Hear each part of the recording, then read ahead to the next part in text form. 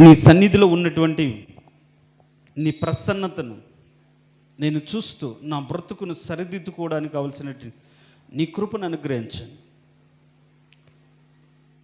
ఏ మాట ద్వారా నాకు ఆదరణ కలుగుతుందో, ఏ మాట ద్వారా నాకు నెమ్మది కలుగుతుందో, ఏ మాట ద్వారా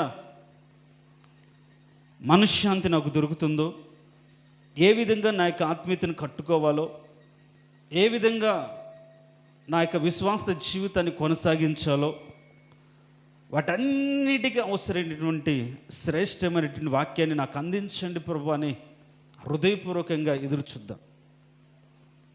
ప్రార్థన చేసుకుందాం. మహోన్నతుడా, సర్వాధికారి, జీవం కలిగిన తండ్రి, నీ పరిశుద్ధమైన దివ్యగణ నామమును బట్టి నీకు వేలాది వందనాలు, స్తుతులు, స్తోత్రాలు. నీ యొక్క మహాకృప కనికరం బట్టి, దయను బట్టి గత నెల 2వ శుక్రవారము మొదలుకొని ఈ నెల ఈ 2వ శుక్రవారం దినం వరకు 30 రోజులు నీ సన్నిధిలో మమ్మల్ని జ్ఞాపకం చేసుకొని నీ కృపను మాకు అనుగ్రహించి, భయంకరమైన ఎండలు, ఆ విధంగానే గత వారంలో భారీ వర్షాలతో మా రాష్ట్రమంతా కూడా అతలాకుతలమైన సందర్భాల్లో తండ్రి నీ దయగల రెక్కల నీడ క్రింద మాకు క్షేమాన్ని, భద్రతను నీ కృప ద్వారా మాకు అనుగ్రహించి, క్షేమాన్ని మీరు మాకు అనుగ్రహించి, మా ప్రియులకు, మా బంధువులకు కూడా నాయన నీ సన్నిధి తోడుగా ఉంచి, వాళ్ళ అవసరతలన్నిటిలో విడిపించి, కాపాడి, బలపరిచి, మరొక దినాన్ని, మరొక నెలను మా ముందు ఉంచి, ఈ నెలంతా కూడా నీ సన్నిధి, నీ సహవాసముతో ముందు కొనసాగుటకు, అలా కొనసాగడానికి కావలసిన బలాన్ని నీ మందిరంలో మేము పొందుకున్నట్టుకు నీ పాద సన్నిధులు చేరి వచ్చిండగా మమ్మల్ని మీరు జ్ఞాపకం చేసుకొని శ్రేష్టమైనటువంటి నీ మాటలతో మమ్మల్ని ఆదరించి, బలపరిచి, నీ నామమునికి మహిమ, ఘనత, ప్రభావములు కలిగించుకోమని యేసయ్య అతి శ్రేష్టమైన దివ్యగణ నామమును అడిగి వేడుకొంచున్నాము తండ్రి. ఆమేన్. దేనికి స్తోత్రం. Praise lord. హల్లెలూయా చెప్దాం. హల్లెలూయా. అపోస్తలుడైన పౌలు ఎఫెసీయులకు రాసిన పత్రిక 4వ అధ్యాయం 14వ వచనం.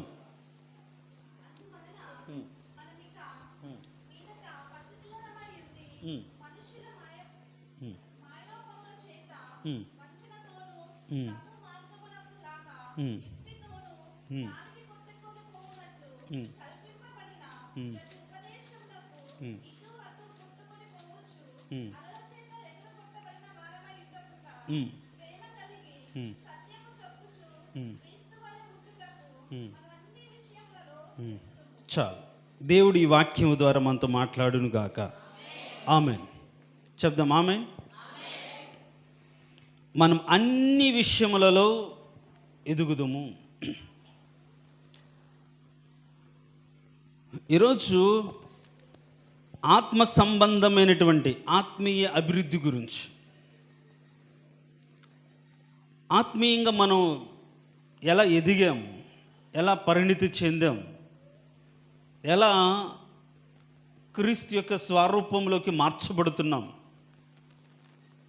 మారుతున్నాం, ఎందుకు మారాలి అనే కొన్ని శ్రేష్టమైన విషయాలు నేను మీతో పంచుకోవాలనుకుంటున్నాను.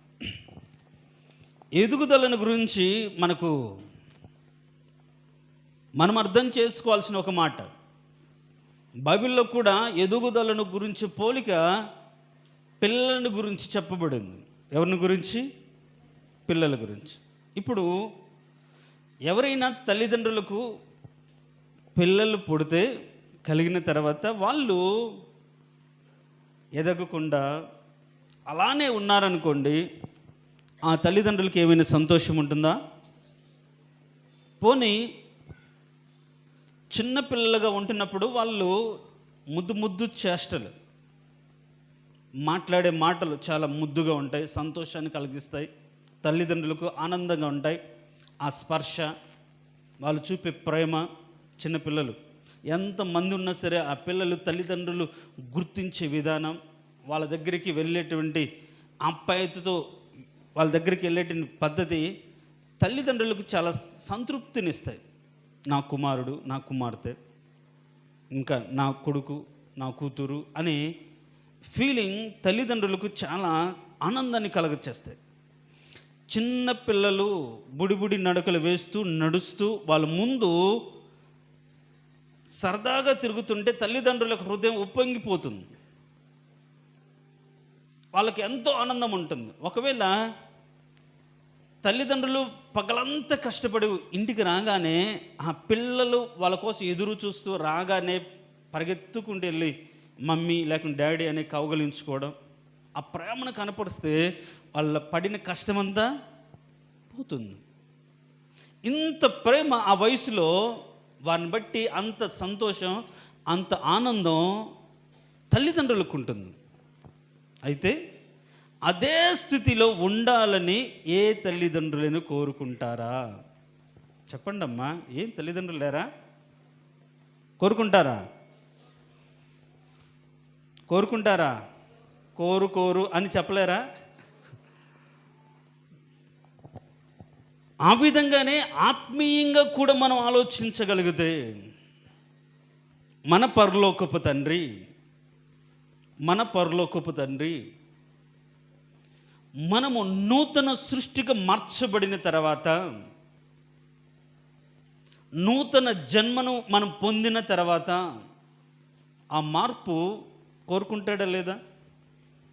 నువ్వు మారు మనసును పొందిన కొత్తలో తెలిసి తెలియకుండా చేసిన ప్రార్థన, దుఃఖం కలంగానే నా దేవుడు ఉన్నాడు అనుకొని రూమ్లోకి వెళ్ళి ఒంటరిగా ఏడ్చుకొని చేసిన ప్రార్థన, టైం అయిపోతుంది మందిరానికి వెళ్ళాలని పరిగెత్తినటువంటి ఆలోచన, మొదట్లో ఉన్నటువంటి ఆలోచన, వీటన్నిటి ఇంకా అప్పటికి నువ్వు వాక్య సత్యం తెలియదు, దేవుని కూర్చున్నటువంటి పరిపూర్ణ జ్ఞానం నీకు లేదు అని ఏం కోరుకుంటున్నాడో పెద్దయిన తర్వాత లేకుంటే ఎదిగిన తర్వాత ఎలాంటిది నీ ద్వారా జరిగించాలని ఆశపడుతున్నాడో, ఏ పనులు చేయాలని ఆశపడుతున్నాడో, ఇవన్నీ ఏమీ తెలియకపోయినా సరే దేవునితో కూడా ఉండాలి అని ఆశపడుతూ ఆరాటపడుతూ దేవుని యొక్క సన్నిధి వెతుకుతూ ఉన్నటువంటి మొదటి రోజుల్లో ఉన్నటువంటి భక్తి బట్టి దేవుడు చాలా సంతోషిస్తాడు.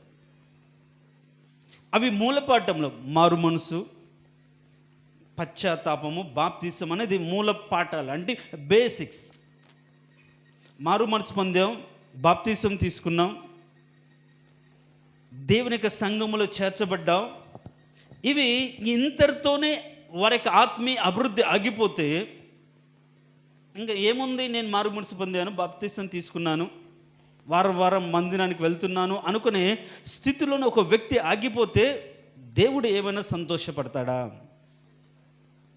మనం ఇందాక అనుకున్నాం, మన పిల్లల విషయంలో అయితే మనమైతే ఎదగాలి, స్కూల్కి వెళ్ళాలి, బాగా చదువుకోవాలి, మంచిగా అంటే చదువుకున్న దాన్ని బట్టి ఉద్యోగస్తులు అవ్వాలి, మంచి పెళ్ళిళ్ళు చేయాలి, వాళ్ళు స్థిరపరచబడాలని సుదీర్ఘమైనటువంటి ఆలోచన వారి పట్ల కలిగి ఎదురు చూస్తూ ఉంటాం. వాళ్ళు ఎప్పుడు ఎదుగుతూ ఉంటారు, వాళ్ళు ఎప్పుడు అభివృద్ధి చెందుతారు, ఒక పరిపూర్ణతలోకి వచ్చి వారు కూడా తల్లిదండ్రులుగా మార్చబడి వారికంటూ ఒక స్వతంత్రమైన స్థితి కలిగి ఎవరి మీద డిపెండ్ కాకుండా వాళ్ళకు బ్రతుకుతారని బిడ్డలను కన్న దగ్గర నుంచి వాళ్ళు పరిపూర్ణమైన అభివృద్ధిలోకి వచ్చేంత వరకు కూడా ప్రతి తల్లి తండ్రి కూడా ఎదురు చూస్తూనే ఉంటాడు.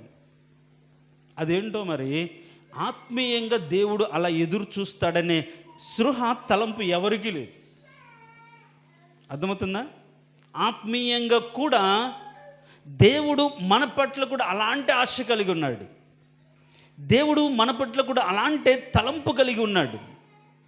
నువ్వు మారు మనసు పొందావు, అందరితో ఆగిపోకూడదు. బాప్తిసం తీసుకున్నావు, అందరితో ఆగిపోవద్దు. సహవాసంలోకి వచ్చి అందరితో ఆగిపోకూడదు. అయితే నీ బ్రతుకులో ఆత్మ సంబంధమైన అభివృద్ధిలోకి నువ్వు వెళ్ళాలి. ఎందుకని? ఇప్పుడు చిన్న పిల్లవాడిగా ఉన్నప్పుడు తల్లిదండ్రుల ముక్కట్లు ఒక 10% కనిపిస్తాయి. మనం అప్పుడు అనుకుంటాం వీళ్ళ అమ్మలాగా ఉన్నాడే, వీళ్ళ నాన్నలాగా ఉన్నాడు అనుకుంటాం. ఇప్పుడు పెరిగిన తర్వాత సేమ్ ఎలా ఉంటాడు? ఒక వయసు వచ్చిన తర్వాత సేమ్ యాజ్ ఇట్ ఈజ్గా వాళ్ళ అమ్మలాగో వాళ్ళ నాన్నలాగో చాలా సందర్భాల్లో ఉంటాడు. అవునా కదా? అంటే ఏంటి? చిన్నప్పుడు పోలిక కనిపించింది, చిన్న వయసులో పోలిక కనిపించింది, పెద్దయిన తర్వాత ఆ రూపము వచ్చింది. చిన్నప్పుడేమో ఏమనుకుంటాం? తల్లిదండ్రులు పోలికని అంటారు.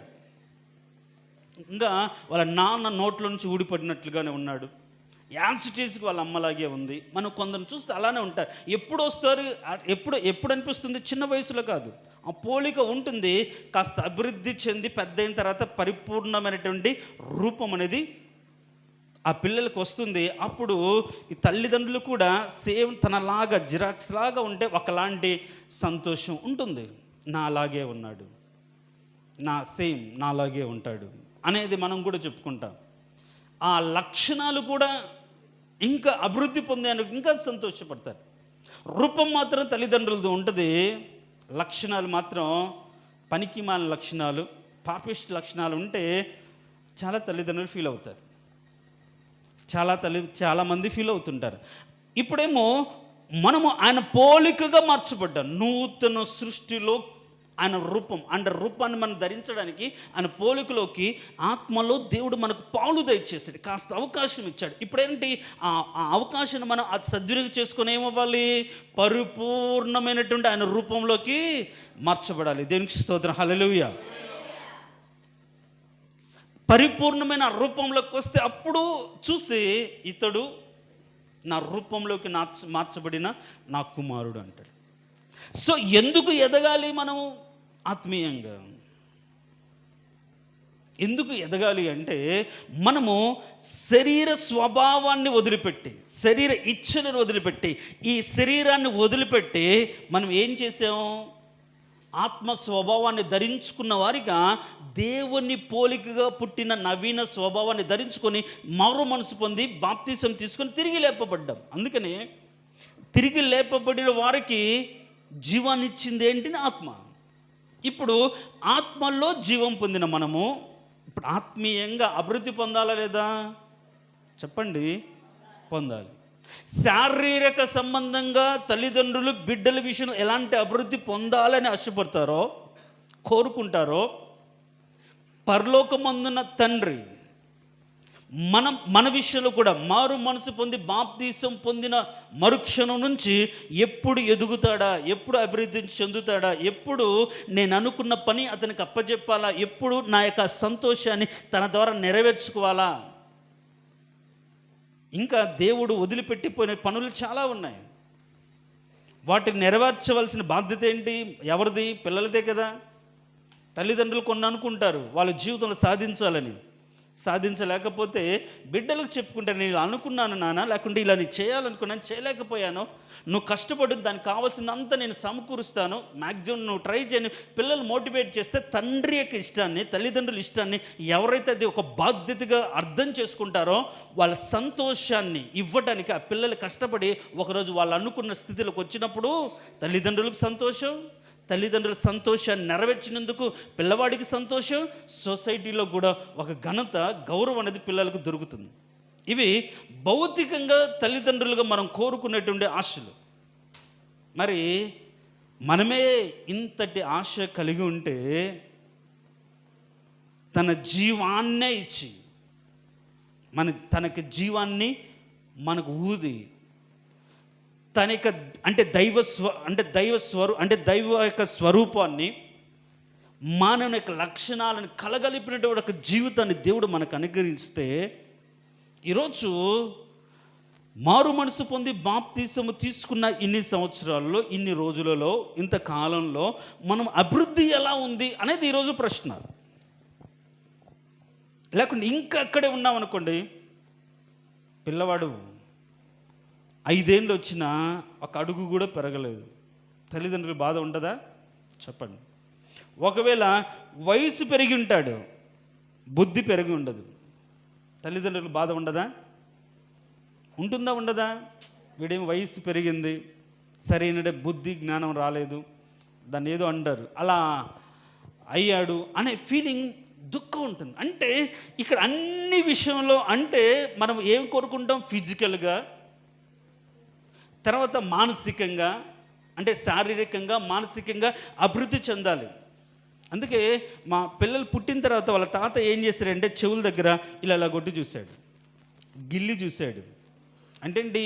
సరిగ్గా వాడికి వినిపిస్తుందా లేదా, లేకుంటే గిల్లితే స్పర్శ వస్తుందా లేదా, చిన్నపిల్లల్లో కొందరికి ఉంటుంది లేదని అన్ని రకాలుగా టెస్ట్ చేస్తే వాళ్ళు అన్ని రకాలుగా స్పందిస్తే కరెక్ట్గా వినికిడి లోపం ఉందో చూసినప్పుడు కానీ ఇవన్నీ కూడా పరీక్షిస్తాం.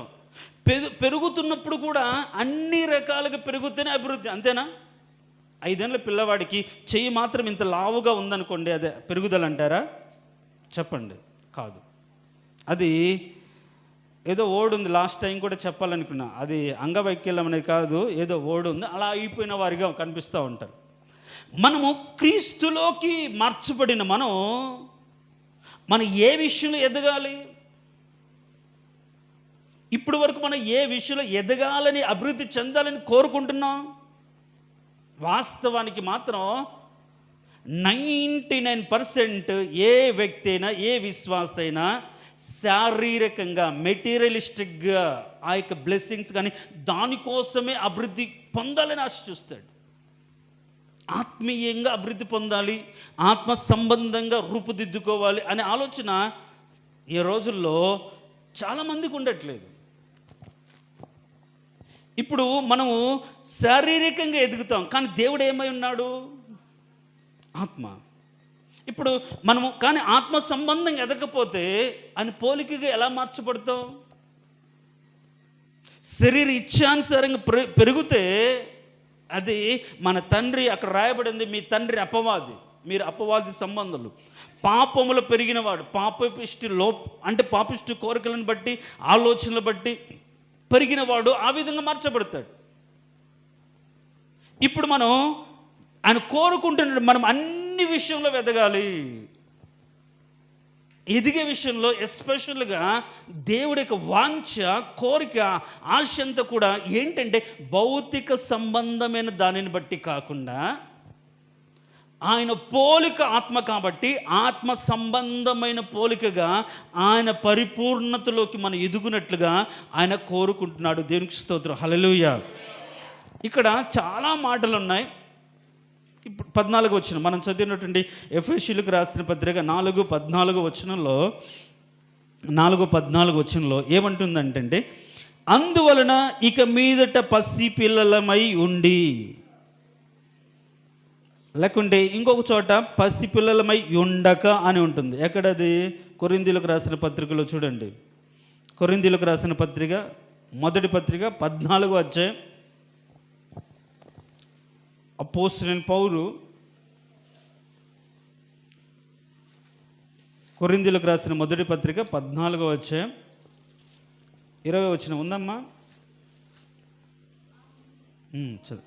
సహోదరులారా, బుద్ధి విషయమై పసిపిల్లలు కాక దుష్టత్వం విషయమై శిష్యులుగా ఉండి. బుద్ధి విషయమై ఎలా ఉండకూడదు?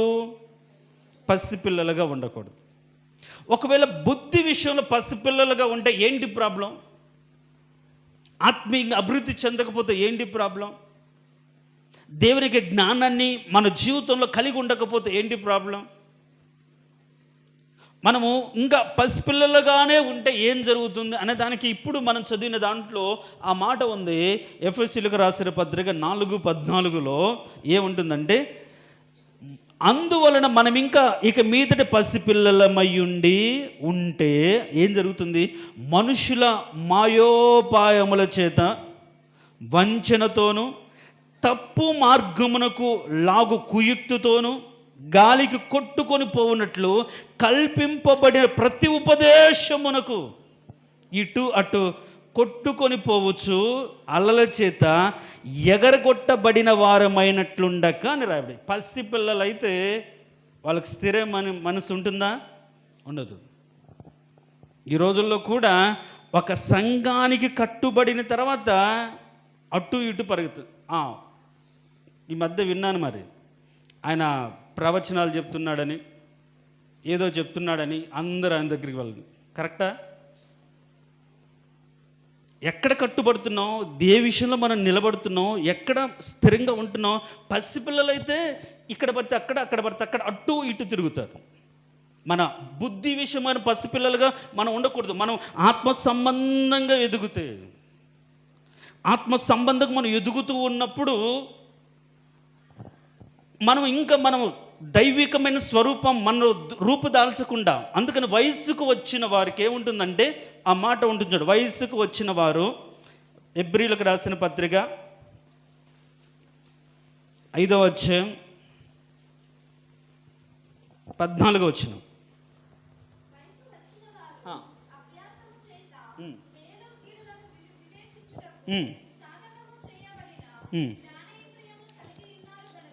చాలు చూడండి, వయస్సుకు వచ్చిన వారు అభ్యాసము చేత మేలు కీడులు వివేచించడానికి ఏం కలిగి ఉంది? జ్ఞానేంద్రియాలు కలిగింది.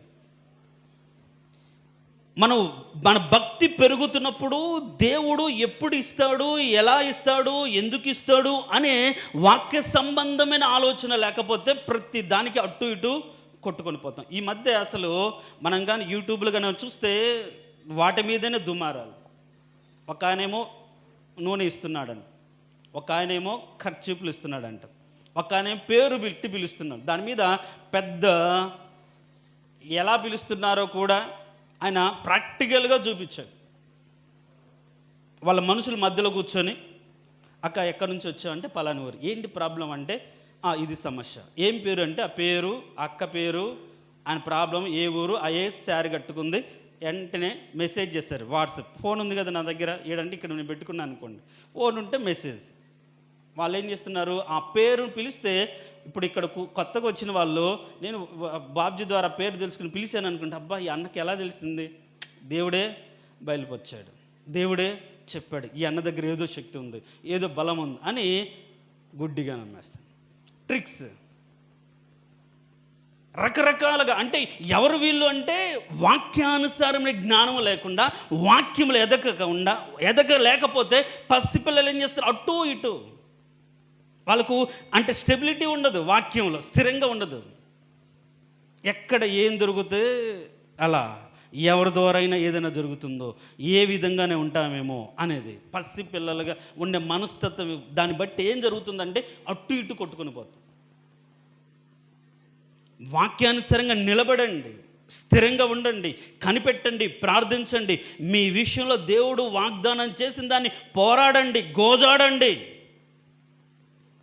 ఎవరికో బయలుపరిచింది దేవుడు నీకు బయలుపరచడా? నీకు చెప్పడా? చెప్పండి. ఇప్పుడు నీతో మాట్లాడాలనుకున్న నీ దగ్గరకు వస్తాడు, నీతో మాట్లాడతాడు, నీ బాధని తీరుస్తాడు. ఇంకా ఆ రోజులలోగా సోద చెప్పి ఆ రోజు లాభం సంపాదించుకోవాలి. ఈ మధ్య అది ఎక్కువైపోతుంది. ఆ బోధలకి ఈ రోజుల్లో అటు ఇటు పోతూ ఉన్నారు. ఎవరైతే మీ దైవ సేవకుడే కదా, ఎవరి దగ్గరికి అయితే మీ వెళ్ళొచ్చు కదా, కరెక్ట్ కాదు. బోధలు వేరు, వాళ్ళు నడిపించే విధానాలు వేరు, చెప్పే పద్ధతులు వేరు, ఆకర్షించే మాటలు వేరు. ఆ మాటలను బట్టి మన దగ్గర నుంచి మాటలన్నీ, మన స్టోరీ అంతా చెప్పించుకొని మనకు తెలియకుండా కాస్త ఎమోషనల్గా మాట్లాడితే, అబ్బా ఎంత బాగా మాట్లాడాడు, ఏం చెప్పాడు, ఎన్ని రకాలుగా అంతా నువ్వే చెప్తావు. అంతా ఏం జరిగిందమ్మా అనగానే ఆయన ఇంకా నాన్ స్టాప్గా మొత్తం చెప్పిన తర్వాత దాన్ని బేస్ చేసుకుని అక్కడక్కడ ఆయన కొన్ని ప్రశ్నలు అడిగితే, అబ్బా ఇవన్నీ ఈయనకి ఎట్లా తెలుసు, ఎవరు చెప్పారు ముందు? తర్వాత వాళ్ళు ఏం చేస్తారు, వాళ్ళతో సాన్నిహిత్యం కోసం 7 వారాలు రమ్మంటారు. ఏమవుతుంది, 7 వారాలు వెళ్ళంగానే ఆయనతో ఇంటిమసి పెరిగిపోతుంది. లాగబడతాం. మా పాస్టర్ గారు సరిగ్గా మాతో మాట్లాడు, మమ్మల్ని దర్శించాడు, ఆయనైతే మా ఇంటికి వస్తాడు, మా కోసం కన్నీరు కారుస్తారు, లాగేసుకుంటున్నారు. పసిపిల్లలు అయితే స్థిరమైన మనస్తత్వం ఉండదు. పిల్లలకు ఒకసారి ఉన్న మాటల ఒకసారి ఉండదు. ఈరోజు నేను 5 o'clock మా బ్లెస్ తీసుకురమ్మన్నాను నన్ను. సర్లే నాన్న అన్నాను, కుదరలేదు, వెళ్ళలేదు. 6 వరకు ఉన్నాడు స్టడీలో. ఫీల్ అవుతున్నాడు, నువ్వు 5కి వస్తాను రాలేదు, నేను చర్చికి రాను, ఆల్రెడీ ప్రేయర్కి రాను. నీ గురించే నాన్న, ఏం చెప్పట్లేదులే. అన్నాడు. తర్వాత మళ్ళీ బుజ్జగించగానే మళ్ళీ మర్చిపోయాడు. నాతో పాటు వాడు నాకంటే ముందు రెడీ అయ్యాడు, తిన్నాడు, అయిపోయాడు. చూడండి, అంటే ఏంటి? స్టెబిలిటీ ఉంది. అటు ఇటు స్థిరమైన మనసు ఉండదు. మనం పసిపిల్లలుగానే ఉండిపోతే, ఎదగకపోతే, ఆత్మ సంబంధంగా ఆత్మీయంగా మనం బలాన్ని సంపాదించుకోకపోతే, ఒక నడిపింపుకు, ఒక సహాయానికి స్థిరంగా కట్టబడకపోతే.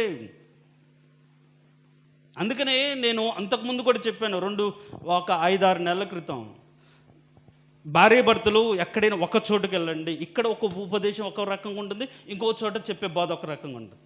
మా పాస్టర్ కరెక్ట్ అంటే మా పాస్టర్ కరెక్ట్, మళ్ళీ అక్కడ గొడవలు. మాది కరెక్ట్ సంఘం అంటే మాది. ఇద్దరు ఒకే చోటుకి వెళ్ళారు అనుకోండి, ఒకే మాట వింటారు కాబట్టి ఒకే ఆలోచన. పిల్లలకైనా చెప్పి నాకు 5-6 నెలల క్రితం, ఎక్కడికైనా ఇద్దరు కలిసి కుటుంబంతో ఒక్క చోటుకి వెళ్ళండి, ఇక్కడ కాకపోతే ఎక్కడికైనా సరే ఒక చోటుకి వెళ్తే ఒక మాట వింటారు, ఒక ఆలోచన ఉంటుంది. అందుకని రకరకాల తీర్మానాలు ఉండవని చెప్పాను. దేవుడు ఎందుకు ఎదగాలని కోరుకుంటున్నాడు? ఇంకా పిల్లల్లాగా ఉంటే ఎవడు పడితే వాడు ఏది చెప్తే అది. పిల్లలకి చాక్లెట్ ఇస్తే వాళ్ళు అంటే పోతారు. ఇప్పుడు తీసుకోపోయే వాళ్ళు ఏం చేస్తారు? మాటలు. అందుకని ఇక్కడ మనం చదివిన మాటలో ఏమని ఉంది అక్కడ చదివితే, ఎందుకని? మనుష్యుల మాయోపాయముల చేత వంచనతోను తప్పు మార్గమున లాగు కుయుక్తుతోను అని రాయబడింది. చాలా టాక్టిక్స్గా వాళ్ళకి దారి తప్పిస్తారు. నువ్వు తినుదినమున చావనే చావరు, నువ్వు దేవుని వలె ఉంటావు, నీ కన్నులు తెరవబడతాయి అని చెప్తున్నా సాతాను అవుతో. దాంట్లో సత్యం ఉంది, వాస్తవం ఉంది. కన్నులు తెరవబడతానే వాస్తవం ఉంది. వాళ్ళు దేవదూతల వలె ఉంటారు, దేవుని గురించి జ్ఞానం, అంటే కళ్ళు తెరవబడిన తర్వాత ఏంటి మంచి చెడుల గురించి వివేచన వస్తుంది ఉంది. కానీ చాలా టాక్టిక్స్గా ఏం చేస్తుంటే చావనే చావరు అనే దాన్ని తినుదున. వాళ్ళు చచ్చిపోయారా ఆత్మీయంగా, లేకుంటే మనం అలా చనిపోయినా శారీరకంగా మాత్రం చావు రాలేదు. అంటే మనతో మాట్లాడే వాళ్ళు ఎలా ఉంటుందంటే చాలా చాలా తెలివిగా మనం ఒక వాక్యానుసారంగా ఎదుగుతున్న మనము, నిలబడుతున్న మనము, దానిలో నుంచి ఆ సత్యములో నుంచి మనల్ని ఏం చేస్తున్నా చిన్నగా మనకు తెలియకుండానే డైవర్ట్ చేస్తుంటారు. ఇంకా కాస్త దూరం వెళ్ళిన తర్వాత రావడం కష్టమవుతుంది కదా, బంధాన్ని ఏర్పరచుకోవడం కష్టమవుతుంది కదా, కట్టబడడం కష్టమవుతుంది కదా. అక్కడ ఆకర్షణతో లోబడిపోతూ ఉంటే ఇంకా ప్రవచనాలు వారికి పర్సనల్గా వస్తాయి. ఇంకా ఏంటి, వాళ్ళ గురించి దర్శనాలు పర్సనల్గా వస్తాయి. ప్రవచనాలు, దర్శనాలు, సూచనలు, సూచక్రియలు. ఇంకా అందుకని ఎక్కడి నుంచి ఏం చేస్తారు? డబ్బులు, దశంభాగాలు మళ్ళీ ఇక్కడి నుంచి ఎక్కడికి పోతాయి? వాళ్ళ దగ్గరికి పోతాయి. వాళ్ళు ఊరికి ప్రతిసారి ఊరికి వెళ్తే ఊరుకోరు కదా, ఏదో ఒకటి ఇవ్వాలి. మాయోపాయాలు ఈ రోజుల్లో చాలా భయంకరంగా జరుగుతుంది. సత్యాన్ని బోధిస్తూ, ఈ ఆత్మ సంబంధమైన సత్యాన్ని తెలుసుకునే విధంగా, లోక సంబంధమైన ఆశీర్వాదాన్ని కాదు. అందుకే నేను చెప్తున్నది ఏంటంటే, ఆత్మ సంబంధమైన ప్రతి ఆశీర్వాదం అని బైబిల్లో ఉంది. నువ్వు అభివృద్ధి చెందాల్సింది కూడా ఆత్మలోనే. శారీరకంగా నువ్వు అభివృద్ధి చెందావు, దానివల్ల దేవునికి ఏమైనా లాభమా, లేకుంటే నీకేమైనా లాభమా? ఈ లోకంలో సుఖంగా ఉంటావు, ఈ లోకంలో ఉంటావు, పోనీ ఈ లోకంలో ఉండిపోతావా? ఏముండవు కదా. ఎప్పటికైనా సరే అక్కడికి వెళ్ళాలంటే ఏం కావాలి? ఆ రూపం రావాలి కదా. అర్థమవుతున్న మాటలు? పరలోకానికి వెళ్ళాలంటే ఏ రూపం ఉండాలి? ఈ రూపంలో వెళ్తామా? లేదు. మనం ఆ రూపంలోకి వెళ్ళడానికి దేవుడు ఆత్మలు పాలు కాస్త అవకాశం ఇచ్చాడు.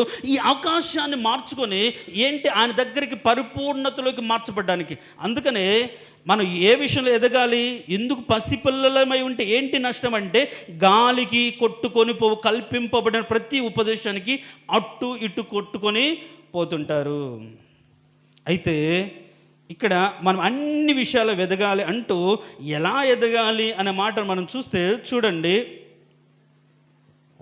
ఎఫెసీయులకు అదే పైన వచనాలు, ఎఫెసీయులకు రాసిన పత్రిక 4వ అధ్యాయం 11-12 వచనాలు అనుకుంటా.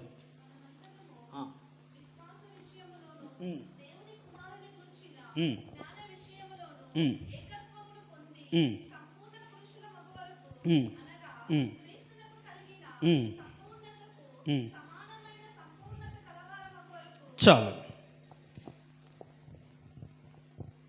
ఇక్కడ మన అభివృద్ధి పొందే విషయంలో ఎలాంటి అభివృద్ధి పొందాలి, ఎలాంటి అభివృద్ధి కోరుకుంటున్నాడు దేవుడు? ఇప్పుడు మీరు కానీ మీరు ఇంటికి వెళ్ళిన తర్వాత ఒకవేళ క్రొత్త నిబంధనలు ప్రతి పత్రికలన్నీ చదవండి.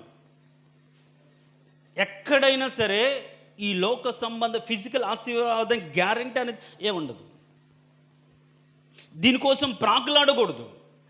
కాకపోతే ఈ లోకంలో అందరూ కూడా భౌతిక సంబంధం కనిపిస్తూ ఉంటాయి కాబట్టి వాటి కోసం ప్రాకులాడే విధంగా బోధిస్తుండే. దేవుడు నిన్ను దీవిస్తాడు, అభివృద్ధిపరుస్తాడు, ఆశీర్వదిస్తాడు, ఆస్తినిస్తాడు, అంతస్తునిస్తాడు, ఐశ్వర్యం ఇస్తాడు, బలపరుస్తాడు, ఇబ్బంది తీరుస్తాడు, లేకుంటే అవి చేస్తాడు ఇవి చేస్తాడు అని దేవుడు చేసే కార్యాల గురించి చెప్తూ మనుషులు మభ్యపడుతూ వాటి కోసం మాత్రమే దేవుని దగ్గరికి వచ్చే వాళ్ళగా మారిపోతున్నారు తప్ప దేవుణ్ణి కలిగి ఉండాలని, దేవుని యొక్క సన్నిధిని అనుభవించాలని, దేవునితో నిత్యత్వం ఉండాలనే ఆలోచన చాలామందికి కొదువైపోతుంది. ఆ విధంగా బోధించట్లేదు. ఇప్పుడు మనం అభివృద్ధి పొందే విషయంలో దేవుడు నిన్ను ఈ విధంగా అభివృద్ధి పరుస్తాడు. పాత నిబంధనలో ఉన్నాయి. కానీ బైబిల్లో ఒక మాట ఉంటుంది. ఏమనంటే పేతురు యోహానులు కూడా చాలా ఫీల్ అవుతారు. అయ్యా, మా అక్క చెల్లెలను, అన్నదమ్ములను, తల్లిదండ్రులను, ఆస్తిని, అంతస్తుని అన్నీ వదిలిపెట్టుకొని వస్తున్నాం కదా, మాకేం లాభమయ్యా అన్నాడు. ఒకవేళ నిజంగా నువ్వు అన్నీ వదిలిపెట్టుకుంటే అక్కడ రాయబడిన మాట ఏంటంటే ఈ లోకంలో నీకు 100 రెట్ల ఫలము ప్లస్ నీకు పరలోకము. దేవునికి స్తోత్రం, హల్లెలూయా. ఏంటంట, ఎవరైతే అన్నీ వదిలిపెట్టుకొని క్రీస్తునే కలిగి ఉన్నవారు ఎక్కడ కూడా అంటే దిగజారిన స్థితిలో లేరు. మనం చూస్తాం చాలామంది జీవితాల్లో ఒంటరిగా పరిచర్య మొదలుపెట్టి దిక్కులేని వాడిగా ఎక్కడికో దేవుడి చేత పిలువబడి పంపబడి పరిచర్య ప్రారంభించి ఎవరికి ఆదరణ లేకుండా పరిచర్య ప్రారంభించిన వాళ్ళు ఈరోజు ఒంటరిగా ఉన్నారా? ఎంతగా అభివృద్ధి పొందారు? మనం చెప్తాం యేసన్న గారి గురించి చెప్తే ఆయన ఒంటరిగా బయటకు వచ్చాడు. ఒక చిన్న పాకలా ఉన్నాడు. ఈరోజు 100 రెట్లు ఫలం పొందలేదా? భక్త సింగ్ గారు పొందలేదా? ఎవరైనా సరే ఆయన కోసం బ్రతుకుతే, ఆయన కోసం మాత్రం బ్రతకడం ప్రయత్నిస్తే, అందుకని ఆయన నీతిని, ఆయన రాజ్యాన్ని మొదట వెతుకుతే ఆటోమేటెడ్గా అవన్నీ కూడా వస్తాయి. ప్రత్యేకంగా వీటి కోసం మనం దేవుని దగ్గరికి వెళ్ళాల్సిన అవసరం లేదు. ఆ సత్యాన్ని మనకు తెలియకుండా, అర్థం చేసుకోకుండా, దాన్ని బోధించకుండా ఈ లోక సంబంధమైన ఆశీర్వాదాల కోసం ప్రాకులాడడం అలవాటైపోయి అవే ఇప్పుడు ప్రామాణికంగా మార్చబడ్డాయి. ఏంటి? దేవుడు నన్ను ఆశీర్వదించాడు ఉద్యోగం ద్వారా, దేవుడు నన్ను ఆశీర్వదించాడు మంచి కుటుంబం, దేవుడు నన్ను ఆశీర్వదించాడు మంచి స్థితి, మంచిది ఈ లోక సంబంధమైన. అంతేకాని దేవుని కృపను బట్టి నేను పరిశుద్ధతలో స్థిరంగా ఉన్నాను, పరిశుద్ధతలో నిలబడ్డానికి దేవుడు తన కృపను అనుగ్రహించాడని ఏ రోజున సాక్ష్యం చెప్పారా? దేవుని కృపను బట్టి నేను నీతిగా పోరాడగలుగుతున్నాను, నా నీతిని కాపాడుకుంటూ బ్రతకగలుగుతున్నాను, దానిలో నేను అభివృద్ధి పొందుకున్నాను అనే స్థితి నీకు కలిగి ఉందా? నువ్వు చెప్పుకోని సాక్ష్యం అంతా కూడా ఏంటి? లోక సంబంధం ఆశీర్వాదాల గురించే కదా, వాటి విషయంలోనే కదా దీవెన. కానీ నీ ఆత్మ సంబంధంగా ఆ పోలికలోకి మార్చబడ్డానికి దేవుడు నీకు ఏం అనుగ్రహించాడు, ఎలాంటి ఆధిక్యతలు ఇచ్చాడు, ఆత్మ సంబంధమైన వరాలను అపేక్షించండి, వాటిని కోరుకోండి. అంటే నువ్వు ఏం కోరుకుంటున్నావు, ఏం ఆశిస్తున్నావు? సంఘ క్షేమాభివృద్ధి కోసం ఏం కోరుకోమంటున్నాడు? ఆత్మ సంబంధమైన వరాలను, కృపావరాలను. అది కృపావరాలు కానీ ఆత్మ సంబంధమైన వరాలు కానీ అవి వ్యక్తిగతమైనటువంటి శ్రేయస్సును లేకుంటే ఆశీర్వాదం కోసం కాదు, కానీ దేవుని యొక్క సంఘక్షేమం కోసము లేకుంటే ఆత్మీయ అభివృద్ధి కోసం ఉపయోగపడే వరాలను అపేక్షించండి, కోరుకోండి అన్నాడు. కానీ మనమే కోరుకుంటున్నాం? ఏ విషయంలో ఎదగాలని ఆశపడుతున్నాం? ఎందుకంటే పసిపిల్లల్లాగా ఉండిపోతున్నాం. ఏ విషయంలో అంటే బుద్ధి విషయంలో పసిపిల్లలుగా మనం ఉండకూడదు. అందుకని కాలమును బట్టి మీరు చూస్తే అని అంటాడు. అంటే మీ వయసు, మీ ఎక్స్పీరియన్స్, దేవుని నమ్ముకున్న తర్వాత మీకున్న వయసును బట్టి చూస్తే మీరు పెద్దవారై లేకుంటే మంచి భోజనం తినగల స్థితిలో ఉండి మంచి దేవునికి పూర్తిగా తెలుసుకోగలిగిన వారై ఉన్న స్థితిలో ఉండాల్సింది. అంటే ఇప్పుడు ఫర్ ఎగ్జాంపుల్ మా చిన్నోడికి పెద్దోడికి చాలా తేడా లేదా? మమ్మల్ని పేరెంట్స్ని అర్థం చేసుకోవడానికి చెప్పండి. ఎవరికి జ్ఞానం ఎక్కువ ఉంటుంది? పెద్దోడికి. ఎందుకని? మనం ఇందాక చదువుకున్నాం, వయసుకు వచ్చిన వారికి ఏముంటుంది? మంచి చెడుని వివేచించే జ్ఞానం ఉంటుంది.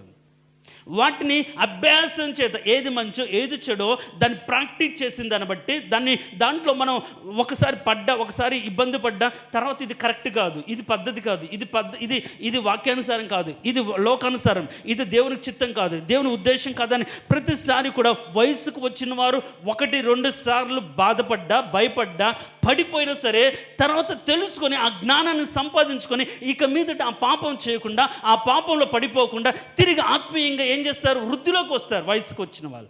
కానీ చిన్నపిల్లలు అలా ఉంటారా? వాళ్ళకి తెలుసా? తప్పని తెలుసా? తెలియదు. అయితే ఇప్పుడు ఇంకా కూడా మనం పసిపిల్లలుగా కాలమును బట్టి చూస్తే, మీరు పెద్దవారై ఉండి దేవుని సన్నిధిని, మీరు పరలోకాన్ని దించవలసిన వారై ఉండి, దేవుని సత్యాన్ని లోకానికి కరెక్ట్గా బోధించవలసిన వారై ఉండి, మీ ప్రవర్తన ద్వారా అనేకులు నడిపించవలసిన వారై ఉండి, మీ రూపంలోకి అనేకులను తీర్చిదిద్దవలసిన వారై ఉండినప్పటికీ కూడా ఇంకా మీరు పసిపిల్లలుగా ఉన్నారు. ఎంత దారుణమైన నింద చెప్పండి. పసిపిల్లలై ఉంటే ఏమవుతుంది? పసిపిల్లల యొక్క మనస్తత్వం. ఇంకా మన పసిపిల్లలు అంటే దానికి ఇంకా అర్థం ఏమని ఉంటుందంటే, మనకొని కొరింథీయులకు రాసిన పత్రికలో చూడండి, మొదటి పత్రికలో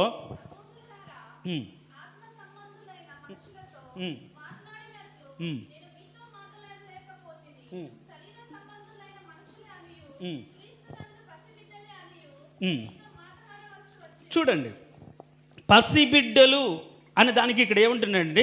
ఆత్మ సంబంధమైన మనుషులే అనియు, క్రీస్తునందు పసిబిడ్డలే అని మీతో మాట్లాడవలసి వచ్చిన అని ఉంటుంది. సో ఇప్పుడు క్రీస్తునందు పసిబిడ్డలు అనే మాట గురించి ఆయన చెప్తూ ఏమంటాడు? మీరింకను శరీర సంబంధులై ఉండుట వలన ఇప్పుడు మీరు బలహీనులై ఉన్నారు కారా. పసిబిడ్డలు ఏముంటుంది? అసూయ, కలహం ఉండగా మీరు శరీర సంబంధమైన మనుషుల రీతిగా నడుచుకొనుచున్నారు. పసితనం అంటే ఒకప్పుడు ఉన్నటువంటి మత్సరము, ద్వేషము, అసూయ ఇంకా పోకుండా ఉంటే వాళ్ళు అభివృద్ధి చెందిన వాళ్ళు కారు.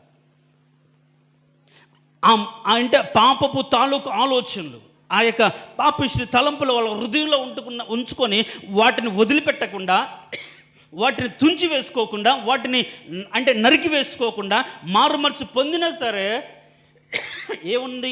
ఆ వయసులో ఉన్నటువంటి ఆలోచనలు అలానే ఉండిపోయారు. అలా ఉండిపోయిన వారిని ఏమంటే శరీర సంబంధులు, అంటే శరీర సంబంధమైన ఆలోచన కలిగి ఉన్న వారందరినీ అని ఏమంటున్నాడంటే, మీరు పసిబిడ్డలే. శరీర సంబంధమైన మనసు మీరు ఉంటే మీరు అటు ఇటు కొట్టుకొని పోతారు. ఏ బోధ కంటే ఆ బోధ కొట్టుకుని పోతారు. వాక్యానుసారంగా స్థిరంగా కష్టం వచ్చిన, బాధ వచ్చిన, నింద వచ్చిన, ఏదైనా సత్యములో నిలబడి ఆయన కోసం స్థిరంగా బ్రతకాలని తలంపు ఉండదు. ఏదో ఒక రకంగా ఆశీర్వదించబడాలి అనే తలంపు మాత్రమే ఉంటుంది. ఈ లోకంలో బ్రతకడానికి ఈ లోక సంబంధం ఆశీర్వాదాల ప్రామాణికం కాదు. వాటిని బట్టి దేవుడు రేపు పరలోకంలో నిన్ను తీసుకువెళ్ళాడు. ఇంతగా గొప్పగా నువ్వు దీవించబడ్డ, ఆశీర్వదించవు కాబట్టి నీకే మహిమ ప్రవేశం అని చెప్పడు. నీ పరిశుద్ధతను, ఆత్మ సంబంధం అభివృద్ధిని బట్టి పరలోక రాజ్యంలో నీకు ప్రవేశం ఉంటుంది. ఇప్పుడు మనం చదివిన మాటలో మనం పసిపిల్లలై ఉంటే కొట్టుకొని పోతాం, వంచబడతాం, మోసపోతాం, అటు ఇటు లాగబడతాం, స్థిరమైన మనస్తత్వం ఉండదు. కాబట్టి మనం ఏం చేయాలి? ఆత్మ సంబంధమైన జ్ఞానాన్ని సంపాదించుకొని, మంచి చెడ్డలు వివేచించగలిగిన జ్ఞానాన్ని మనం పొందుకొని, తండ్రి యొక్క చిత్తాన్ని, తండ్రి యొక్క ఉద్దేశాన్ని మనం అర్థం చేసుకొని, ఈ ద్వేషము, అసూయ, లేకుంటే కలహము, కుట్ర, ఈ కుచితము, ఇలాంటి ఆలోచనలు, పాపిష్టి స్వభావాన్ని వదులుకొని ఆత్మ సంబంధముగా మనం ఆత్మలో మనం ఏమవ్వాలంటే ఎదగాలి. దేవునికి స్తోత్రం, హల్లెలూయా. ఆత్మీయంగా మనము ఎదగాలి. సో ఈ ఆత్మీయంగా ఎదగదాని గురించి ఏమంటున్నాడంటే, క్రీస్తునకు కలిగిన పరిపూర్ణతలోకి మీరు కూడా పరిపూర్ణులు అవ్వాలి. అందుకోసం ఎదగాలి. ఎలా ఎదగాలి? ఇప్పుడు మనం చదివిన మాటలో చూడండి, ఆ 11-12 వచనాల్లో మనమందరము విశ్వాస విషయములోను దేవునిని గూర్చిన జ్ఞాన విషయంలోను ఏకత్వం పొంది పరిపూర్ణ పురుషులకు వరకు, అనగా క్రీస్తునకు కలిగిన సంపూర్ణతకు సమానమైన సంపూర్ణత కలవారమగు వరకు. ఏంటంటే క్రీస్తునకు కలిగిన పరిపూర్ణత, మనం కూడా ఆ పరిపూర్ణత మనకు రావాలి. ఇది ఎలా సాధ్యమండి? అని పరిపూర్ణమైన దేవుడు, మనం కూడా అలా పరిపూర్ణలు అవుతామా? యేసుక్రీస్తు అంటాడు, నా యందు మీరు పరిపూర్ణులు కావాలి. ఏంటంటే క్రీస్తు, ఇప్పుడు ఆ మాట పట్టుకోండి, ఏమంటున్నాడు? క్రీస్తునకు కలిగిన పరిపూర్ణతకు సమానమైన పరిపూర్ణత మన బ్రతుకులో ఉండాలి. మన అభివృద్ధి అనేది ఇప్పుడు ఆయన ఎలా కోరుకుంటున్నాడు? బాహ్య సౌందర్యం, బాహ్య రూపమా, లేకుంటే ఆత్మ రూపాన్ని కోరుకుంటున్నాడా? ఇప్పుడు క్రీస్తునకు కలిగినటువంటి పరిపూర్ణతకు సమానమైన పరిపూర్ణత మనము ధరించుకున్నట్లుగా మనము ఆ విషయంలో మనం ఎదగాలి అని రాయబడింది. మనం అభివృద్ధి చెందాలి. ఏంటి? విశ్వాస విషయంలో, ఆత్మ సంబంధం, జ్ఞాన విషయంలో మనం అభివృద్ధి పొందాలి. మనం ఏ విషయంలో అభివృద్ధి పొందాలని కోరుకుంటున్నాం, ఎక్కడ అభివృద్ధి పొందాలని కోరుకుంటున్నాం? మీరు పత్రికలన్నీ గమనిస్తే శారీరక సంబంధమైన అభివృద్ధిని, అది తప్పని కాదు, కానీ వాటినే వాంఛిస్తూ వాటినే కోరుకుంటూ దేవుని దగ్గర రావడం అనేది అవసరాని కోసం ప్రభువును వాడుకున్న వారిగా మనం ఉంటాం. అలా కాదు, ఆయన ఇరిగి, ఆయన ఏమై ఉన్నాడని తెలుసుకొని, ఆయన ఏం చేయాలనుకుంటున్నాడో కోరుకొని దాన్ని అర్థం చేసుకొని వస్తే అప్పుడు ఆ పరిపూర్ణతలోకి సమానమైన పరిపూర్ణత మనకు రావాలి అని కోరుకుంటూ వస్తాం. ఏంటి? ఏ విషయంలో ఆయన పరిపూర్ణుడు, మనం కూడా ఏ విషయంలో మనం పరిపూర్ణతకి రావాలి అంటే దాని గురించి ఎక్కువ చెప్పను, కానీ ఏ విషయంలో ఎదగాలనే మాట నేను చెప్తాను. ఇక్కడ నేను చదువుతాను. ఆయన కృపాసత్య సంపూర్ణుడికి ఈ లోకానికి వచ్చాడు అనే మాట నేను అన్ని బేస్ చేసుకొని, ఒకవేళ మీరు నోట్ చేసుకుంటే టప్పటప్పని నోట్ చేసుకోండి. ఆయన పరిపూర్ణుడు అని మత్తయి 5:48, ఆ విధంగానే యోహాను సువార్త 14:23-24లో ఆయన ప్రేమ పరిపూర్ణుడని యోహాను రాసిన మొదటి పత్రిక 4:18, ఆయన ఆశీర్వాదం పరిపూర్ణమని రోమిలకు రాసిన పత్రిక 15:29లో, ఆ విధంగా ఆయన సంతోషం కూడా పరిపూర్ణమని 17 యోహాను సువార్త 17:13లో, తర్వాత ఆయన మార్గం పరిపూర్ణమని, అది సమయంలో 2వ గ్రంథం 22:31లో ఆయన జ్ఞానం పరిపూర్ణమని, యోబు గ్రంథం 36:4లో ఆయన ధర్మశాస్త్రం పరిపూర్ణమని, కీర్తనల గ్రంథం 19:7లో ఉంది. వీటన్నిటిలో అంటే ఆయన ప్రేమ పరిపూర్ణం కాబట్టి మనం ప్రేమలో పరిపూర్ణం అవ్వాలి. ప్రేమించే విషయంలో ఎదగాలి. ఎదుటి వారి పట్ల ప్రేమ కలిగిన విషయంలో స్వార్థం లేకుండా నిస్వార్థంగా. అదే కదా పోయిన వారం మనం చెప్పుకున్నాం, మన సంఘ క్షేమాభివృద్ధి కోసం ఒకరి పట్ల ఒకరు ఏ విధంగా ఉండాలి, ఏ విధంగా ఎదగాలి, ఏమి చూపించాలి. మరి క్రీస్తు చూపించిన ప్రేమను, ఆ ప్రేమ అనేది ఫుల్గా మన బ్రతుకులు ఉన్నట్టుగా ఆ ప్రేమలో అభివృద్ధి చెందాలి. దేవుని సన్నిధిలో ఆ ప్రేమను కలిగి ఉండాలి. దోషాలున్నా సరే ప్రేమించాలి, వాళ్ళ లోపాలున్నా ప్రేమించాలి, భక్తిహీనులై ఉన్న ప్రేమించాలి. దేవుడు అలా మనల్ని ప్రేమించాడు కాబట్టి మనం ఆ విధంగా ప్రేమించాలి. ఆ విధంగా నా సత్యము పరిపూర్ణమైనది కాబట్టి ఆ పరిపూర్ణమైన సత్యములో మనము నడవాలి. కాసేపు ఒకలాగా, కాసేపు ఇలా అబద్ధాలు, అసత్యాలు, అపనమ్మకాలు, వీటితో మనం ఆ మార్గంలో అన్నాడు. ఎప్పుడైతే సత్యములో మనం నిలబడతామో మన స్వతంత్రులకు చేసి ఒకలాంటి శక్తిని దేవుడు మనకు అనుగ్రహించి పలుస్తాడు. అంటే మనమేంటి? ఆయన చూపించిన సత్య మార్గంలో ఆయనలాగా నడవాలి. ఆయన చూపించిన ప్రేమ మార్గంలో ఆయనలాగా మనం నడవాలి. ఆ విధంగా ఆయన చూపించిన ఆశీర్వాదం, ఏ ఆశీర్వాదం ఆయన పొందుకున్నాడు, ఎలాంటి ఏ విధంగా ఆశీర్వదించబడ్డాడు? మరి బైబిల్ స్టడీలు మనం చదివితే అసలు ఆశీర్వాదం ఉందా ఆయన బ్రతుకులో? ఆయన ఏంటి ఎండిన నేలను మొలిచిన మొక్క వల్ల పెరిగాడు కదా, ఎలాంటి సోర్స్ లేకుండా కానీ అభివృద్ధి పొందాడు కదా. అంటే ఈ లోక సంబంధం ఏమీ లేకపోయినా దేవునికి చిత్తాన్ని నెరవేర్చడానికి ప్రభు బ్రతికినట్టుగా ఈ లోకంలో కూడా ఈ లోక సంబంధ ఆశలు, ఆలోచనలు, కోరికలు మనం వదులుకొని పరిపూర్ణత, ఆయన యేసుక్రీస్తు కూడా ఆయన చిత్తాన్ని నెరవేర్చడానికి ఏ విధంగా బ్రతికాడో మనము కూడా అలా బ్రతకాలి. అలా మనం బ్రతకాలి కదా. ఆ విధంగా నా సంతోషం పరిపూర్ణమగునట్లుగా మనం కూడా ఆ సంతోషమైన తండ్రి యొక్క చిత్తాన్ని నెరవేర్చడమే నాకు సంతోషం. అంటే మన యొక్క ఆలోచన ఏమేమి ఉండాలంటే దేవుని యొక్క చిత్తాన్ని నెరవేర్చాలి. ఏంటి ఆయన చిత్తం? జారత్వంకి దూరంగా ఉండడం దేవుని యొక్క చిత్తం. అందరిని ప్రేమించడం దేవుని యొక్క చిత్తం. అట్లా రకరకాలైన చిత్తాలు ఉన్నాయి, వాటిని మనం కలిగి ఉండాలి. వాటిని ఆ పరిపూర్ణతలోకి సమానంగా మనం కూడా ఆయన చూపించిన ప్రేమను, ఆయన చూపించే మార్గంలో ఏమాత్రం తక్కువ కాకుండా కొనసాగించేందుకు మనం ఏం చేయాలి? ఆ మార్గంలో నడవడానికి, ఒక శక్తి కలిగి బ్రతకడానికి ఏం చేయాలి? ఆ విషయంలో మనము ఎదగాలి. దేవునికి స్తోత్రం. హల్లెలూయా. అలా ఎదగలేదనుకోండి, ఇంక మనము పసిపిల్లలుగా మన యొక్క బుద్ధి విషయంలో, వాక్య విషయంలో మన పసిపిల్లలుగా ఉంటే ఏమవుతాం? ప్రతి ఒక్కడు మనల్లో వంచన చేస్తారు, మాయమాటలు చెప్తారు, మనకు మన ఆత్మీయ స్థితిలోంచి మనం అటు ఇటు తీసుకెళ్తారు. స్థిరమైన స్థితి ఉండదు. ఆ రోజు బాధపడే, అరే రే అలా కాదా ఇలానా అని ఆ రోజు మన బాధపడితే ఉపయోగం ఉన్నది. కాబట్టి ఈరోజు మనం ఏం నేర్చుకుంటున్నావు అంటే, నువ్వు క్రీస్తు ఎదుట నువ్వు జన్మించి నీవు ఏ విధంగా ఎదుగుతున్నావు? అసలు ఎదిగావా? అలానే ఉండిపోయావా? ఇంకా మారు మనసు, బాప్తీసము, పాపక్షమాపణ, అదే బేస్, అదే అక్కడే ఉన్నా. ఏమా దేవుని నీకు తెలుసా అంటే, తెలుసుకున్నా కాబట్టి మారు మనసు పొందాను, పాపం నుంచి రక్షించబడ్డాను, పాప క్షమాపణ నిమిత్తం బాప్తీసం తీసుకున్నాను, సంఘం సహవాసంలో ఉంటున్నాను. అంతేనా? ఇదేనా? ఇది బేసిక్, చిన్న పిల్లలు చేసే పని. బైబిల్లో బేసిక్ అది, అంటే ఎల్కేజీ యూకేజీ. మరి పెద్దవాళ్ళు ఏంటి? ఆయన చూపించిన మార్గంలో శ్రమలను సహించి సత్యాన్ని కాపాడుకోగలిగినాం, నీతిని విడవకుండా యథార్థంగా బ్రతకడం అని చూపించాడు. అది పెద్దగా పెరిగే కొద్ది కూడా ఆ నీతిని కలిగి ఉండాలి, ఆ సత్యాన్ని కలిగి ఉండాలి, ఆ ప్రేమను కలిగి ఉండాలి, ఆ పరిశుద్ధిని కాపాడుకోవాలి, ఆ నీతిని అనుసరించి నడచాలి. అది దేవుడు చూపించాడు. అందుకే ఆయన దూషించబడి బదులు దూషించలేదు. ఆయన ఉంచిపోయిన అడుగుజాడల గురించి అక్కడ రాస్తూ పేతురు అంటాడు, ఆయన యందు ఏ దోషము లేదు, ఏ పాపము లేదు. మరి మన బ్రతుకులో ఆ పాపాలను పసిపిల్లలకు ఉన్నట్టుగానే ఇంకా పెంచుకుంటూ ఆత్మ సంబంధం వదిలిపెట్టలేకుండా దేవుడికి ఆయన చూపించే పరిపూర్ణతలోకి రాకుండా బ్రతుకుతున్నామా? అలా ఉంటే ఏమవుతామంటే కొట్టుకొని పోతాం. ఈరోజు నువ్వు ఎదిగితే ఆత్మీయంగా దేవుడు సంతోషపడతాడు. అయితే నేను చాలా ఫాస్ట్గా ఏ విషయంలో ఎదగాలో చెప్తాను.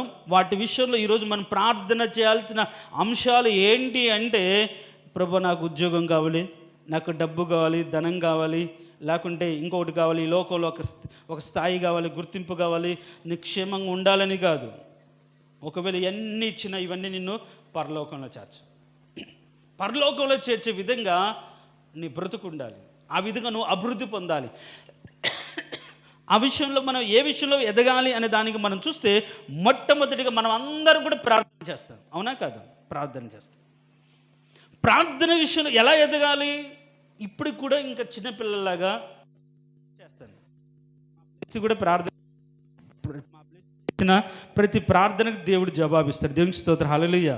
అడగండి, సాక్ష్యమే చెప్పడు కానీ వాడు కోరుకున్న అన్ని వాడు కన్నీటితో కూడా ప్రార్థన చేస్తాడు. ఒకరోజు ఏం నాన్న ఏడుస్తున్నావు అంటే, నేను కన్నీళ్ళతో ఏడుస్తున్నా డాడీ, ప్రార్థన చేసుకుంటున్నాడు, ఎందుకంటే నాకు ఇది కావాలి. వారంలో వచ్చింది. దేవునికి స్తోత్రం, హల్లెలూయా. అంటే ఏది కావాలంటే అడుగుతుంటారు, వాళ్ళకి తెలియదు కాబట్టి. ఇప్పుడు ఎదిగిన వారి యొక్క ప్రార్థన ఎలా ఉండాలి? ఏం శేఖర్, ఎదిగిన వారి యొక్క ప్రార్థన ఎలా ఉండాలి చూద్దాం. చూడండి, ప్రార్థనలో మనం ఎలా వెతుకుతున్నాం.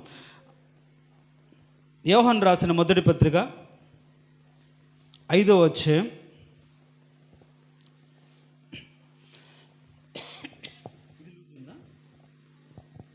యోహాను రాసిన మొదటి పత్రిక 5వ అధ్యాయం 14వ వచనం.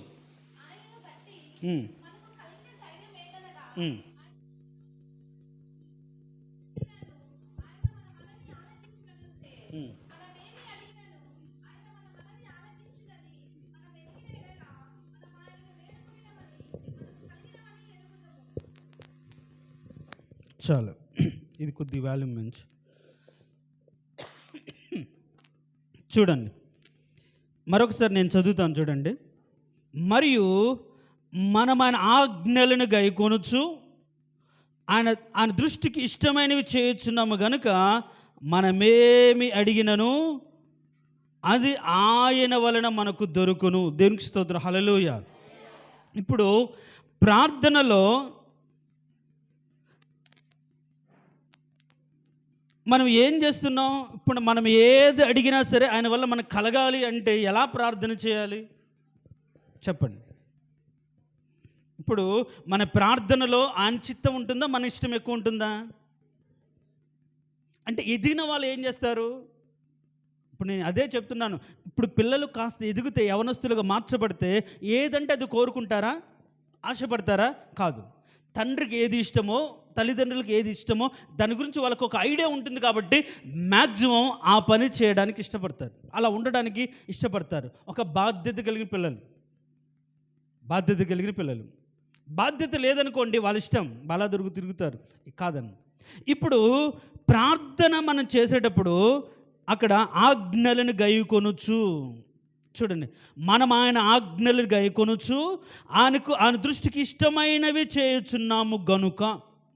మనం ఏది అడిగినా దొరకాలి అంటే కండిషన్ ఏంటి? ఆయన ఆజ్ఞలను గైకొనుచు ఆయన ఇష్టానుసారంగా మనము ప్రవర్తన. అందుకని అక్కడ రాయబడింది, మనం ఆయన ఆజ్ఞలను గైకొనుచు ఆయన దృష్టికి ఇష్టమైనవి చేస్తున్నాం. మన ఇష్టానుసారంగా చేసి మన ఇష్టానుసారంగా బ్రతికి మనం ఏం చేస్తాం? ప్రభా నాకు ఇలా కావాలి, ఆజ్ఞలు గైకొనేదే ఉండదు.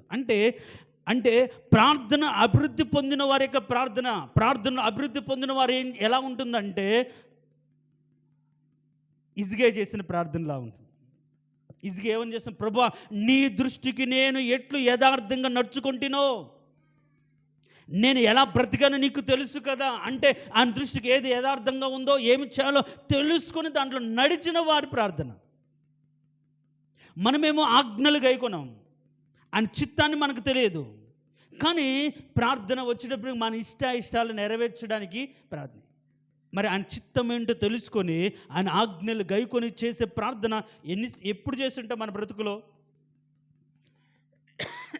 ప్రార్థనలో ఎదుగుదల అంటే మన ఇష్టాలని కాదు, తండ్రికి ఇష్టం ఏంటో తెలుసుకొని ఆయన చిత్తానుసారంగా. ఇక్కడ మనకు పట్టుకోవాల్సిన మాట, మనం ఏమి అడిగినా ఆయన ఇస్తాడు.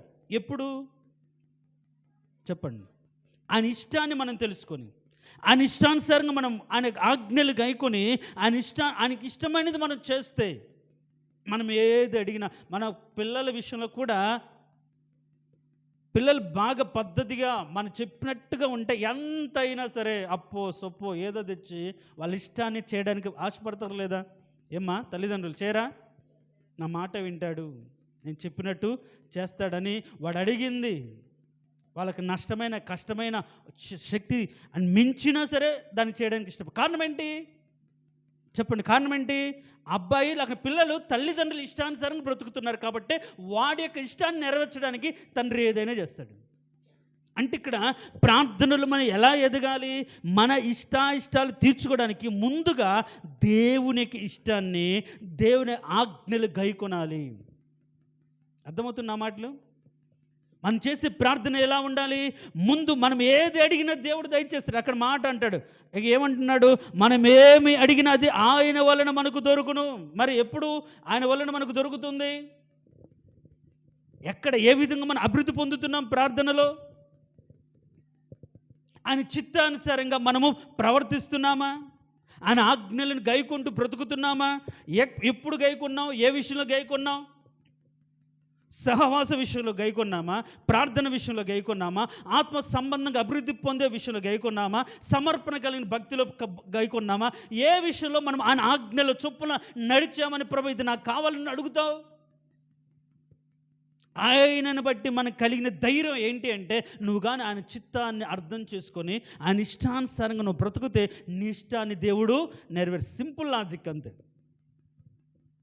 తల్లిదండ్రుల ఇష్టాన్ని బిడ్డలు గౌరవించి దాని ప్రకారంగా ఉంటే తల్లిదండ్రులు ఎంత కష్టమైన వాళ్ళకి చేయాలని చూసినట్లుగానే దేవుడు కూడా ఆయన ఇష్టాన్ని, ఆయన చిత్తాన్ని, ఆయన ఆజ్ఞలు గైకొని ఆయన కోసం ప్రయాసపడుతూ ఆయన కోసం బ్రతుకుతే అలాంటి వారిని విడిచిపెట్టకుండా వాళ్ళ అవసరతలన్నీ తీరుస్తూ వారిని అక్కర్లన్నీ కూడా ఇస్తూ వారికి సంతోషాన్ని కలగజేస్తాడు. దేవునికి స్తోత్రం, హల్లెలూయా. అందుకని బైబిల్లో నా సేవకుని క్షేమం చూసి ఆనందించే దేవుడు. మన క్షేమంగా ఉంటే ఆయనకు ఆనందం అండి. ఎప్పుడు ఆయన ఆజ్ఞలు గైకుంటే. నా యొక్క సేవకుడు యోబును చూసితవా? యోబు ఏ విధంగా సేవకుడు? యూత్లో కూడా చెప్పాను, ఏం సేవ చేశాడమ్మా యోబు అని అడిగితే, ఏం సేవ చేశాడు? ఏం చేయలేదుగా. ఆయన పాస్టరా? చెప్పండి. ఆయనకు మందిరం ఉందా? మినిస్ట్రీ ఉందా? ఏమున్నారు? మరి నా సేవకుడు అన్నాడు కదా. పిల్లల పట్ల బాధ్యత కలిగి ప్రతిరోజు నిత్యం దేవుని సన్నిధిలో మానక విజ్ఞాపన చేసేవాడు. అయ్యా, ఏ విషయంలోనే తప్పిపోయి ఉంటారేమో, ఎక్కడ నీకు అవిధేయంగా బ్రతికారేమో వాళ్ళు తెలుసో తెలియదో ప్రభు నువ్వు దయ చూపించండి, నిత్యము బలేర్పించి దేవుని సమాధానపరిచేవాడు, దేవుని సంతోషపరిచేవాడు. అలాంటి వారిని నా సేవకుడిగా అంటున్నాడు. కాబట్టి మనము కూడా ఆయన సన్నిధిలో ఆయన ఆజ్ఞలను మనం నెరవేర్చగలిగితే, ఆయన చిత్తాన్ని మనం లోబడికి బ్రతకగలిగితే ఏం చేస్తాడు? మనకు కావలసిన అన్ని ఇస్తాడు. అంటే ప్రార్థన విషయంలో మనం ఏ విధంగా ఆయన చిత్తానుసారమైన ప్రార్థన మనం చేస్తున్నామా, ఆయన ఆజ్ఞలు గైకొంటూ చేసే ప్రార్థన మన బ్రతుకులో ఉందా? ఆ విధంగానే ఇంకొకటి చూడండి, ఇక్కడ నేను ఎన్ని రాసుకున్నానంటే, ఒకటి ప్రార్థనలో ఎదగాలి, కృపయందు ఎదగాలి, తర్వాత పరిశుద్ధతలో ఎదగాలి, విధేయతలో ఎదగాలి, క్షమాపణలు ఎదగాలి, సహనములో ఎదగాలి, వినయములో ఎదగాలి అని ఇక్కడ దాదాపుగా 7 రకాలుగా రాసుకున్నాను. ఎన్ని చెప్పాను అనుకోండి, ఎంత అవుతుంది? 2 అయితే అవుతుంది. క్లాసులు చెప్పి అది గంట కానీ 2 గంటలు కానీ వన్స్ ఒకసారి మొదలుపెట్టామనుకోండి, ఎంతసేపు అయినా చెప్పడానికి నాకైతే ఆయాసం రాదు, అలసట రాదు, ఇబ్బంది ఉండదు. మీకే కూర్చొని కాళ్ళు తిమ్మిర్లకి మోకాలు నొప్పులేసి కాస్త ఇబ్బంది పడుతుంది. దేనికి స్తోత్రం, హల్లెలూయా. దేవుని ఎదుట ఎదగాలి, ఆయన రూపం మనలోకి వచ్చే విధంగా. ఆ మాట చెప్పలేదనుకుంటా, ఎందుకు ఎదగాలనే మాట ఇక్కడ. ఆ మాట పేతురు రాసిన పత్రికలో ఒక మాట ఉంది చూడండి. పేతురు రాసిన 2వ పత్రికలో, పేతురు రాసిన 2వ పత్రిక 1:4.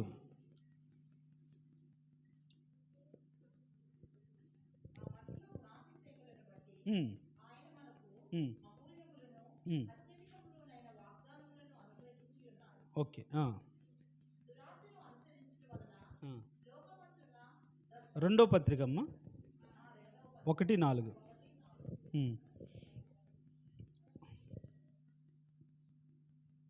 సరే, మొదటి పత్రిక 1:4 చూడండి.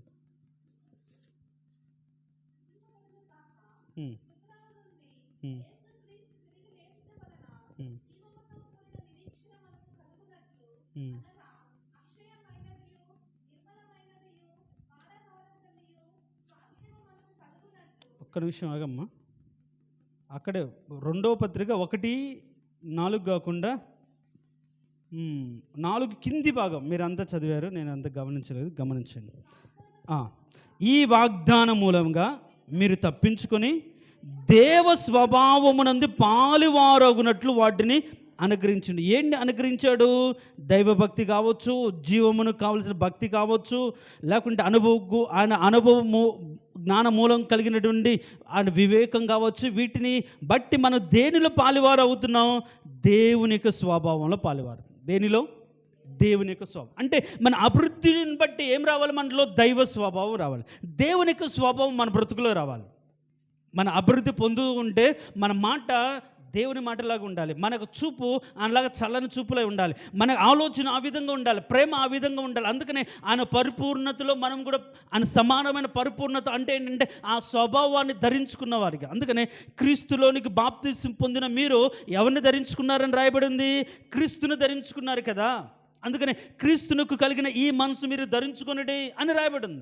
సో క్రీస్తు యొక్క స్వభావంలోకి పాలువారు అవ్వాలంటే మనం ఏవాలి? ఆత్మ సంబంధంగా పుట్టిన మనము, ఆత్మకు నూతన జీవాన్ని కలగజేసిన మనము దేవుని యొక్క స్వభావంలో పాలువారు అగునట్లుగా మనం ఏం చేయాలి? అభివృద్ధి పొందాలి. ఆ పోలికలోకి మనం మార్చబడినట్లుగా, ఆ స్వభావం మనలోకి వచ్చినట్లుగా పెరిగిన తర్వాత మన స్వభావం ఏముండాలి? దేవుని యొక్క స్వభావం లాగా ఉండాలి. పెరిగిన తర్వాత, ఆత్మీయంగా పెరిగిన తర్వాత మన స్వభావం, మన యొక్క క్యారెక్టర్, మన యొక్క మాట తీరు ఏ విధంగా ఉండాలి? దైవ స్వభావం లాగా ఉండాలి. మరి మనం పెరిగితే ఎలా ఉంటుంది మన స్వభావం? అందుకని ఈ పెరగడానికే ఇక్కడ ఏమేం కలిగి ఉండాలి? ఆ స్వభావాన్ని కలిగి ఉండడానికి జ్ఞానమందున ఆశ నిగ్రహం అని ఒక లిస్ట్, దాని గురించి దాదాపుగా ఒక ధారావాహిగా కనీసం ఒక 4 నెలలు వాటి గురించి మనం ధ్యానం చేసాం. సండే కూడా వాటి గురించి విశ్వాసమందు ధరించుకోవాల్సింది అని చెప్పుకున్నాం. అంటే మనం ఆత్మీయంగా ఎదిగితే దేవుని యొక్క స్వభావం మనలోకి వస్తుంది. ఎప్పుడైతే దేవుని యొక్క స్వభావం మనలోకి వస్తుందనుకో, అప్పుడు మనం దేవుని లాగా ఆలోచించి, తండ్రి అంటే కుమారుడు ఏ విధంగా ప్రార్థన చేశాడో మనం కూడా దేవునికి ఆజ్ఞలను గైకొంటాం. మీరు కానీ గమనించండి, ఎక్కడైనా సరే ఆయన చిత్తాన్ని గైకొన్నాడు కాబట్టి ఎక్కడ కూడా ప్రభు ఏదైనా ఒక అద్భుత కార్యం చేసేటప్పుడు మళ్ళీ మనవి చేశాడా? లేదు. ఇప్పుడండి 5 రొట్టెలు 2 చిన్న చేపలను ఏం చేశాడు? ఆయన విరిచి కృతజ్ఞతాస్తుతులు చెల్లించాడు. అంతేనా? లాజరు విషయంలో ఏం చేశాడు? విజ్ఞాపన చేశాడా? పిలిచాడు, స్తుతులు చెల్లించి. చూడండి, ఎప్పుడైతే మనం ఆయన మూలంగా మనం ప్రార్థన చేస్తామో ఖచ్చితంగా ఏదైనా మన బ్రతుకులో దొరుకుతుంది. ఏదైనా దొరుకుతుంది. ఆయన ఆజ్ఞలు గైకొంటూ ఆయన చిత్తానికి లోబడి మన బ్రతుకుతే ఖచ్చితంగా ఏదైనా మన జీవితంలో దొరుకుతుంది. మరి ఆయనలో మనం ఎదగడానికి ఎందుకు ఎదగాలంటే ఆ స్వభావంలోకి మార్చబడినట్లుగా, ఆ స్వభావం మనలోకి వచ్చినట్లుగా మనం ఆత్మలో ఎదగడం అంటే ఏంటి? ఆత్మ ఫలాలు కలిగి ఉండడమే. పరిశుద్ధ ఆత్మ ఫలాలు కలిగి ఉండే ప్రేమ, సంతోషము, సమాధానం, దీర్ఘశాంతం, దయాళుత్వం, మంచితనం అనేవి ఆత్మ ఫలాలు. ఎవరైతే ఆ పరిశుద్ధాత్మ కలిగి ఉంటారో ఆ పరిశుద్ధతలో ఆ ఫలాలు కలిగి నీతిగా బ్రతుకుతారు. చూడండి, మరి ఏ విధంగా ఎదుగుతున్నాం? ఆయన పోలిక ఉందా? ఆయన స్వభావం ఉందా? ఆయనలాగా ప్రార్థన ఉందా? ఏదైనా మన శారీరకంగానే ఉందా? చెప్పండి. ఇప్పటివరకు మనం చేసిన ప్రార్థనలో ఆయన చిత్తానికి లోబడి, ఆయన ఆజ్ఞనికి లోబడి చేసిన ప్రార్థన, మన ఇష్టానికి చేసిన ప్రార్థన? చూడండి, ఏ విధంగా ఎదుగుతున్నాం? ఎదిగే కొద్దీ ఆయన రూపంలోకి, ఆయన ఆలోచన అర్థం చేసుకుని ఆయన లాగా బ్రతకడానికి ఒక తీర్మానపూర్వకమైనటువంటి బ్రతుకుని మన జీవితాలు కలిగి ఉండే. ఇంకెప్పుడు చిన్నపిల్లలాగే పిల్లలు అడిగినట్లు నాకు అది ఇవ్వు ప్రభా, ఇది ఇవ్వు ప్రభా, అలా చేయి ప్రభా, ఎలా చేయి ప్రభా అని ఒక వయసు వరకు అడుగుతూనే ఉంటారు. తర్వాత వాళ్ళు అడగరు, వాళ్ళలాగా చేయడానికి ప్రయత్నిస్తారు. ఇంకా ఎంతకాలం మనం అడుగుతాం? ఈరోజు మనం ఆత్మీయ అభివృద్ధి మన ప్రార్థనలో ఎలా ఉంది, తర్వాత మన వినయంలో ఎలా ఉంది, మన భక్తిలో ఎలా ఉంది, మన సహనంలో ఎలా ఉంది, మన క్షమాపణలో ఎలా ఉంది, విధేయతలో ఎలా ఉంది, పరిశుద్ధతలో ఎలా ఉంది, ఆదరించే విషయంలో ఎలా ఉంది, వాటిలో ఎదుగుతున్నామా, తరిగిపోతున్నామా? ఏ విషయంలో ఎదగాలి? దేవుని అంటే ఆయన స్వరూపంలోకి మార్చబడేటట్టు ఎదగాలని బైబిల్లో రాయబడినది. అలా ఎదిగితే ఒకరోజు ఏమవుతాం? మనము కూడా ఆయనలాగా మార్చబడతాం. ఆయన రూపం మనలో రాలేదనుకోండి, మనం కూడా అలా మార్చబడలేము.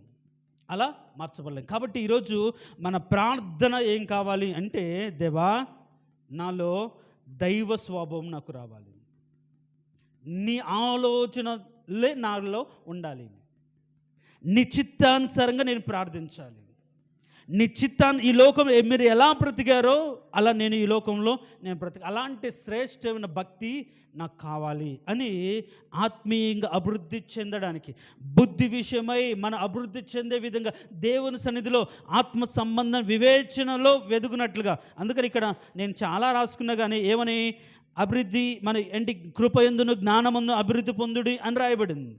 తర్వాత నా కుమారుడా, ఇంకా అక్కడ ఏంటి, నీ అభివృద్ధి అందరికీ తేటగా కనబడాలని రాయబడింది. తిమోతి గురించి రాస్తాం, అభివృద్ధి అందరికీ తేటగా కనబడాలని రాయబడింది. ఏ అభివృద్ధి కనిపించాలి చెప్పండి? ఏ అభివృద్ధి కనిపించాలని కోరుకున్నాడు? ఆ మాట చూసుకుని ప్రార్థన చేసుకుని చూడండి. తిమోతికి రాసిన మొదటి పత్రిక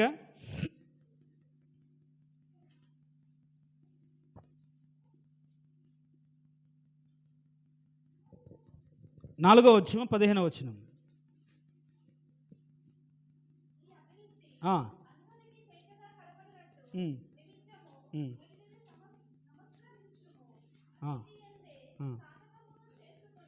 చాలు. చూడండి, ఇక్కడ నీ అభివృద్ధి అందరికీ తేటగా కనబడు నిమిత్తం వీటిని మనస్కరించుమని రాయబడింది. వీటి ఎందే సాధకము చేసుకుని రాయబడి. ఏ అభివృద్ధి కనిపించాలి? బాగా సంపాదించి బాగా స్థిరపరచబడి దేవునిలో బాగా ఉన్నాడనా? ఏ అభివృద్ధి ఉండాలి? ఏ విషయంలో అభివృద్ధి పొందాలి? నీ అభివృద్ధి అందరికీ కనిపించాలి అని రాయబడింది కదా. ఏ అభివృద్ధి కనిపించాలి అందరికీ? మరి ఏం కోరుకుంటున్నావు? ఇప్పుడు అక్కడ చదివితే ఏ అభివృద్ధి అంటే, అక్కడ 11వ వచనంలో యవ్వనం బట్టి ఎవడు కూడా నేను తృణీకరించకూడదు, మాటలో, ప్రవర్తనలో, ప్రేమలో, విశ్వాసంలో, పరిశుద్ధతలో, విశ్వాసం అందరికీ మాదిరిగా ఉండేటట్లుగా ఉండాలి. వాటిలో అభివృద్ధి ఉండాలి. అంత మాత్రం కాకుండా నిన్ను గూర్చియు, నీ బోధన గూర్చియు, నిలకడగా ఉండాలి, జాగ్రత్తగా, వీటిలో అభివృద్ధి ఉండాలి. ఇక్కడ ఎక్కడైనా సరే శారీరక సంబంధమైన ఆశీర్వాదాలను నువ్వు అభివృద్ధి పరచబడ్డ వాటిని అందరికీ కనిపించేటట్టుగా ఇంకా వృద్ధి చేసుకో అనుందా? లేదు. మాటలో ఒకప్పుడు మన మాటలు మంచివి కాదు, ఇప్పుడు అభివృద్ధి పొందడం అంటే ఏంటి? మాటలు చాలా జాగ్రత్తగా ఉండాలి. మన మాటలు, ఒకప్పుడు మన ప్రవర్తన సరిగా లేదు, ఇప్పుడు ఆ ప్రవర్తనలో మార్పు ఉండాలి. గమనించారా? మన ప్రవర్తనలో ఒక మార్పు ఉంది, మన మాటలో ఒక మార్పు ఉంది అనేది ఎవరైనా గమనించారా? ఆ గమనించిన మార్పు, ఆ అభివృద్ధి మన బ్రతుకులో ఉంటే మంచిది, అది అందరికి కనిపించాలి. ఇదిగో క్రీస్తుని బట్టి వాళ్ళకి విశ్వాసులు మాదిరి అయ్యారు. తెస్సలోనిక సంఘం గురించి మనం చదువుకుంటాం, మీ విశ్వాసం అన్ని చోట్ల మ్రోగిందే, మీరు అనేకులు మాదిరిగా ఉన్నారు, ఎందుకంటే మీరు ఆ విధంగా విశ్వాసమందు స్థిరపరచబడ్డారు. అది దానిలో అభివృద్ధి పొందాలండి. అలా అభివృద్ధి పొందితే అనేకులను మనం ఆకర్షించి ఈలోక సంబంధంగా కాకుండా పరలోక సంబంధమైన ఆశీర్వాదానికి వారిని వారసులుగా చేస్తాం. నేను నమ్ముకుంటే దేవుడు నాకు ఉద్యోగం ఇచ్చిందని సాక్ష్యం చెప్పామనుకోండి, వాళ్ళు దేవుని కోసం దేవుని నమ్ముకోవడానికి వస్తారు చెప్పండి, అంతేనా? పరలోకం కోసం వస్తారా? లేదు.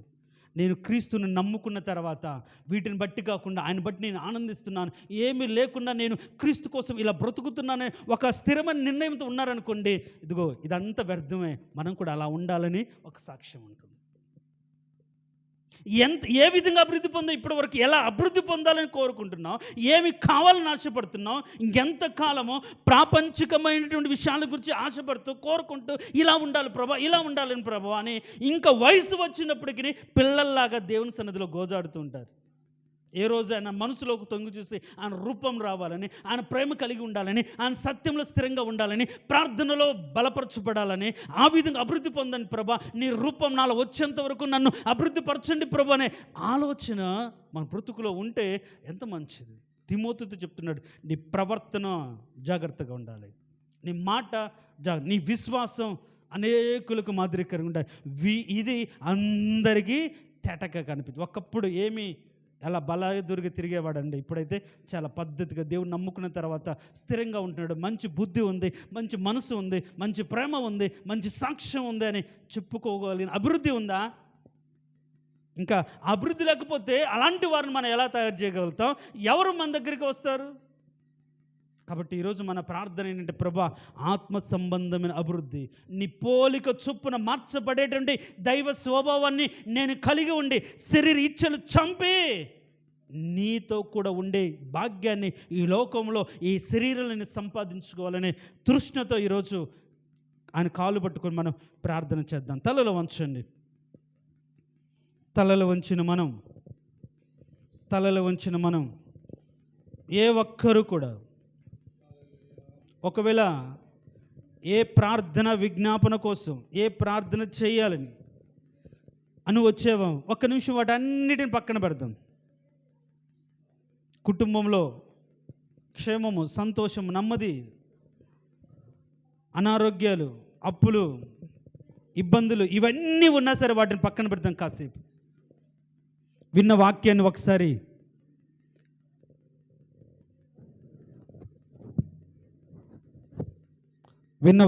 బట్టి ఒకసారి ఆలోచించేద్దాం. నీ అభివృద్ధి అందరికీ తేటగా కనిపించాలి తిమోతి. కానీ ఆ మాట ఈరోజు నువ్వు ఆలోచించేస్తే ఏ అభివృద్ధి అందరికీ కనిపించాలని కోరుకుంటున్నావు? ప్రియ దేవుని సంగమా, నాకు మంచి ఉద్యోగాన్ని ఇచ్చి ఉన్నతమైన స్థితులను స్థిరపరిచాడు దేవుడు, ఆస్తి అంతస్తునిచ్చి ఎలాంటి ఇబ్బంది లేకుండా క్షేమంగా ఉంచాడు దేవుడు, మంచి ఆరోగ్యం ఇచ్చి ఎలాంటి నష్టం లేకుండా క్షేమంగా ఉంచాడు దేవుడు అని మాత్రమే ఈరోజు నువ్వు దేవుని స్తుతిస్తే దేవుడు ఇష్టపడ్డు. ఆయన పోలిక నీలో చూస్తే ఆయన సంతోషపడతాడు. నా పిల్లలు సత్యమును అనుసరించి నడుస్తున్న దాన్ని బట్టి నాకు సంతోషం కలుగుతుంది అని యోహాను భక్తుడు అన్నట్లుగా ఈరోజు నీ అభివృద్ధి ఏ విషయంలో ఉంది? ఒకప్పుడు నీ మాటలు మంచివి కాదు, ఇప్పుడు అలానే ఉన్నాయి కదా. ఒకప్పుడు నీ హృదయాంతరంగంలో కుళ్ళు, కుచితం, ద్వేషం, అసూయ ఇప్పుడు అలానే ఉంది కదా. ఒకప్పుడు నామకార్థత, పైకి భక్తి, ఇప్పుడు అలానే ఉంది కదా. ఏం మారింది? ఎలా మార్చబడ్డావు? ఎంత దుఃఖపడుతున్నాడు. ఎన్ని అవకాశాలు ఇచ్చాను, ఎన్నిసార్లు కాపాడాను, ఎన్నిసార్లు వారి జీవితాల్లో అద్భుత కార్యాలు చేసి, ఇప్పటికైనా నన్ను తెలుసుకొని, నా బాధను అర్థం చేసుకొని, నా మనసును అర్థం చేసుకొని, వాక్యాన్ని అర్థం చేసుకొని, సత్యాన్ని అర్థం చేసుకొని ఆ రూపంలోకి మార్చబడాలని దృష్టి ఎప్పుడైనా కలుగుతుందేమో అని దేవుడు ఎదురు చూస్తున్నాడు. ప్రియ దేవుని సంగమా, వస్తు రూపము, ధన రూపము, డబ్బు రూపము, ఈ లోక సంబంధం ఆ రూపములో అవన్నీ కావదు. మన కోసం ఆయన ఏ రూపం లేని వాడుగా మార్చబడి పరలోకానికి రాజ్య వారసులుగా మార్చి ఆ సంబంధమైన ఆశీర్వాదాలు పొందుకోవడానికి నీకు మారు మనసు కలగచేసి నీ కోసం ప్రాణం పెట్టి పాపం నుంచి విడిపించాడు. కారణం ఆయన పోలిక నీలో కనిపించాలి, ఆయన రూపం నీలో కనిపించాలి. పసి పిల్లలుగా అటు ఇటు కొట్టుకొని పోయి ఇంకా ఎదగలేకుండా ఇంకా అక్కడే ఉండే ఇంకెంతకాలం దేవుని దుఃఖపడుతూ, అయ్యో నా పిల్లలు ఎదగలేకపోయారు, ప్రార్థనలు ఎదగలేకపోయారు, సహవాసంలో ఎదగలేకపోయారు, భక్తిలో ఎదగలేకపోయారు, ఆత్మ సంబంధమైన జ్ఞానంలో ఎదగలేకపోయారు, ఒక సమర్పణ జీవితం లేదు.